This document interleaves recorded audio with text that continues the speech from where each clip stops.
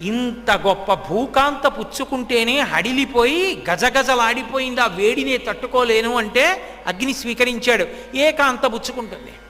పోని త్యాగం చేసి మా దేవతల భార్యల్లోనే ఎవరో ఒకరి భార్య యందు ప్రవేశపెడదామంటే మా భార్యలకి పిల్లలు పుట్టారని శాపం ఉంది కాబట్టి వాళ్ళకి పిల్లలు పుట్టారు. ఇప్పుడు అసలు ఎక్కడ నిక్షేపించాలి ఆ శివ తేజస్సుని? ఎవరి యందు ప్రవేశపెట్టాలి? ఏ కాంత పుచ్చుకోదు. ఒకవేళ ఎవరైనా ధైర్యం చేసి పుచ్చుకున్నారనుకో, పార్వతీదేవికి తెలియకుండా ఉంటుందా? అగ్ని యందు ఉన్న శివ తేజస్సుని మళ్ళీ పుచ్చుకుంది ఒక ఆవిడ అని తెలిస్తే ఊరుకుంటుందా ఆదిశక్తి? కాబట్టి ఎలా అసలు ఈ కథ ఎలా నడుస్తుందయా నాకు చెప్పమన్నారు. మళ్ళీ బ్రహ్మగారు కళ్ళు మూసుకున్నాడు. బాగా ఆలోచించి నాకు ఒక్క మార్గం కనపడుతోంది అన్నాడు.